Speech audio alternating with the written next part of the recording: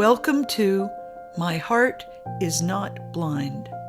Narrative histories about blindness and perception. A traveling exhibition and book published by Trinity University Press. Supported by Kronkowski Charitable Foundation. Edited and hosted by Michael Nye. Stories are often found resting along the edges of surprise and revelation. Every person, every place is a map to somewhere else. Episode 21. K. Silk Littlejohn. My name is Silk. I am 52 years old, former NAAC president, a mother of two beautiful girls, and a super wonderful woman that I love dearly as my mother. I'm the only girl of 7 boys. I felt like I was always going to be a fixer. So I felt like I had to continue to help fix, help my mom with things around the home. And when you grow up with boys that are angry and frustrated because their dad left them. And so I was a fixer. So in my relationship, I didn't know the true meaning of love with a companion. I saw his faults, but I stayed there because I couldn't fix the reason I was allowing someone to abuse me.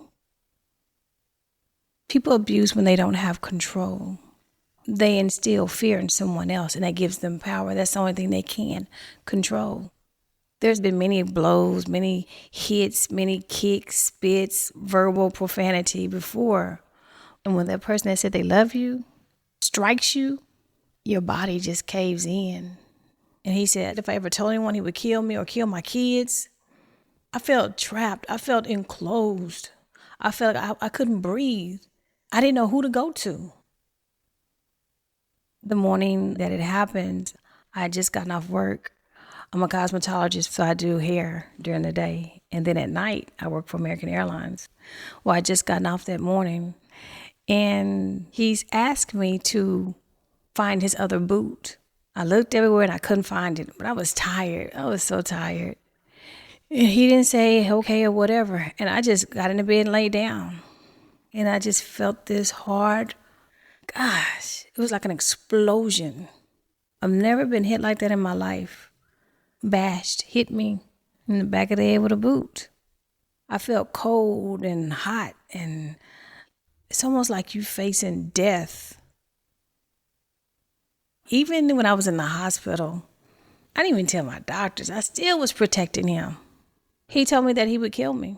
So I held on to the secret as long as I could. And then when you start losing your sight, it's like a firing squad. When you're in front of a firing squad, they say, here, tell me the truth.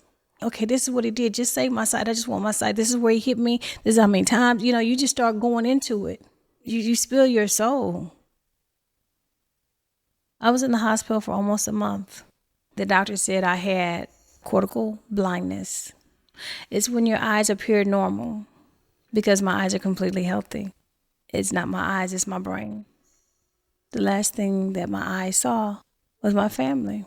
The sun, the light coming off from a window, kind of like that angel moment coming in.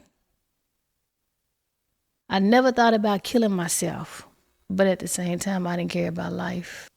I didn't care if I ate. I didn't care if I bathed. I didn't care if I ever spoke to anyone else again. You know how some people want food and water?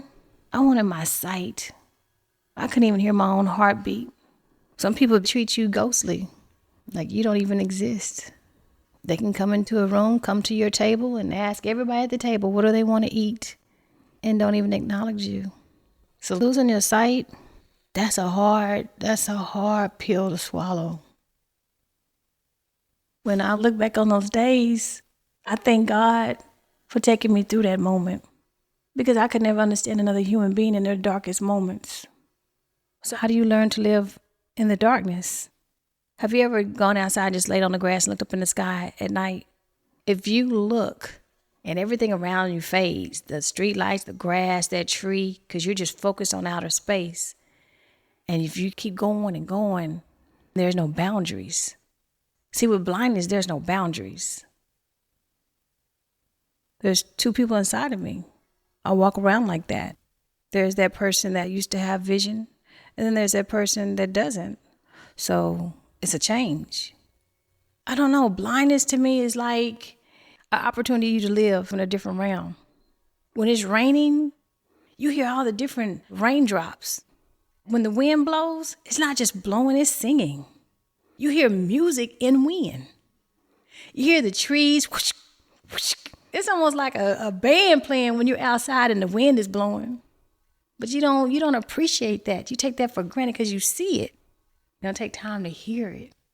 So everyone should have someone in their life that's blind, because they give you more of a description, more of a creativity, more of an unbiased decision than anyone else in the room. They should seek those individuals out if you want the truth. One of my heroes in life is E.O. Wilson, American biologist, naturalist, philosopher. He won the Pulitzer Prize for the book On Human Nature. I heard him speak once, and he said, "We're drowning in information while at the same time starving for wisdom. Information is easy," he said, "but wisdom takes time." I think of Kay Silk Littlejohn as a poet, a teacher, a very wise person. She is categorically honest about her life and the dread and danger of domestic abuse. She said, "When you're a victim of domestic abuse, you lose your vision long before you lose your eyesight." Silk is newly blind, which is very different than those that have already adapted to vision loss. She speaks about the ambiguity of daily life, of anger, forgiveness, pain, hope, faith, losing, but also discovery. She is the mother of 2 daughters. She's a grandmother and says her mother and grandmother were superwomen. She reflected about going to a restaurant as a blind person. The waiters treat you ghostly, like you don't even exist.